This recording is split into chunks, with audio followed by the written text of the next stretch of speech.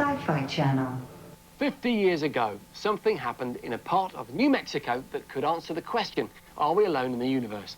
Did a UFO crash in the desert near Roswell? The American government suppressed all media coverage of the event, but stories and footage have leaked out of alien autopsies and interrogations. Now, as we approach the turn of the century, the whole planet seems to have gone UFO crazy. More and more people are coming forward to talk about sightings and alien abductions.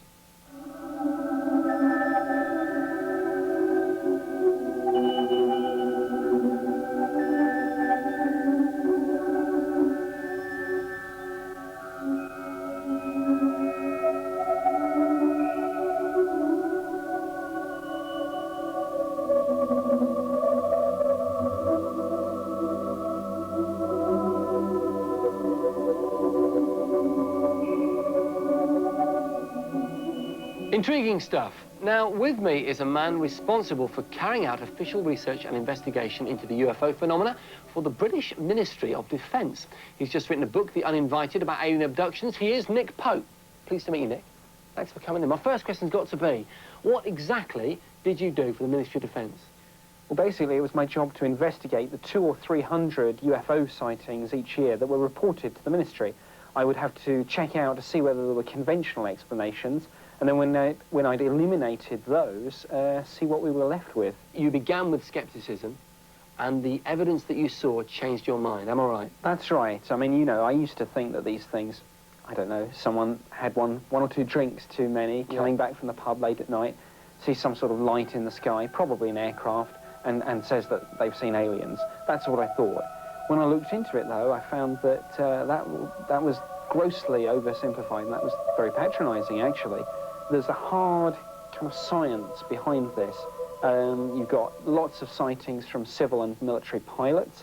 You've got some visual sightings backed up on radar. You've got cases where RAF jets have been scrambled to try and intercept these things. And you've got cases like Rendlesham Forest where people say something have landed and radiation readings 10 times normal taken from the ground. So you do believe, state for the record, that there are serious implications for some of the sightings and evidence that you've had a look at? Without a shadow of a doubt, our air defences are being routinely breached by structured craft of unknown origin. And what's more, these things do things that we can only dream about. I mean, they are way beyond the cutting edge of our technology, even our prototype craft, in terms of speed and manoeuvrability. So they're here, we can't stop them. That's got to be of defence significance. The anniversary of Roswell, perhaps the most famous alien incident in living history. What are your views on this subject? Well, I think Roswell was real. It happened. Numerous military witnesses, wreckage which couldn't be burnt when you bent it, it snapped back. Yeah, the reports are there. Yeah. I mean, all the elements are there. The only thing I would come back is there are two conclusions, surely. One is that we are looking at an alien craft. The other one is that we're looking at a technology that was under development then and is still top secret now. Well, there's a chap called Colonel Philip Corso who has just come forward in the States, and he says, yes, it was real, his credentials are not in dispute, and he says that all sorts of modern things that we take for granted, like lasers, fibre optics, even Kevlar from body armour, is all back-engineered from the Roswell crash. So there's a lot of interesting stuff on this at the moment. What evidence of abduction in your role at the Ministry of Defence have you seen? Abductions you probably won't prove in a sort of forensic way. You are much more dependent on the accounts of the witnesses.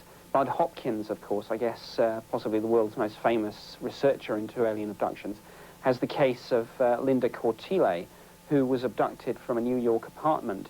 What's interesting about that is it was independently witnessed by a number of other people who had nothing to do with the case.